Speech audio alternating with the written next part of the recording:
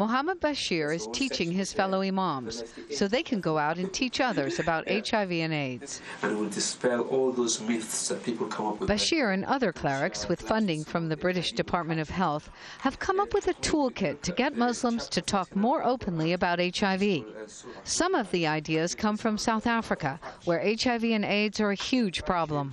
The spread of HIV is linked with promiscuity, homosexuals, prostitutes and everything. So there's this feeling to say, oh, someone's got AIDS. Yeah, quite wrongly, of course, yeah? And they're thinking, oh, where did he get it from? Or where did she get it from? They must have done something wrong. There's no doubt there's a need. Health professionals say many Muslims who are HIV positive shun testing or medical help because premarital sex and homosexuality are forbidden in Islam. There have been enormous strides in treating HIV, but the key is early intervention. An expert in the field says the taboo and stigma is killing Muslims. There is a big proportion of people who just don't present, who don't think HIV has got anything to do with their lives, and may present very late, very ill, with pneumonia or with a complication, another complication of HIV, such as a brain tumour. This 34-year-old woman learned she was HIV positive during a routine checkup when she was pregnant with her daughter, who's now 4. She found it difficult to tell her family. I felt so bad, I wanted to kill myself.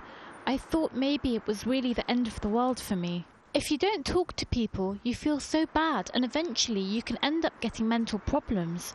That's why you see a lot of HIV-positive people with mental illness. Kaiser Khan runs just one of a growing number of support groups for HIV-positive Muslims.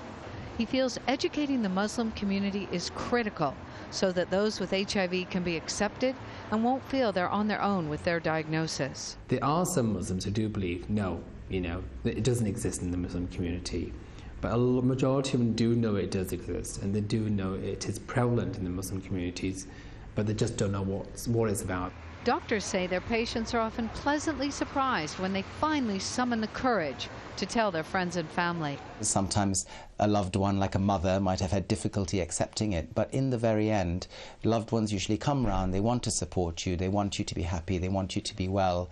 With treatment, people with HIV can now live a near normal life, but almost 6,000 people die every day from AIDS around the world.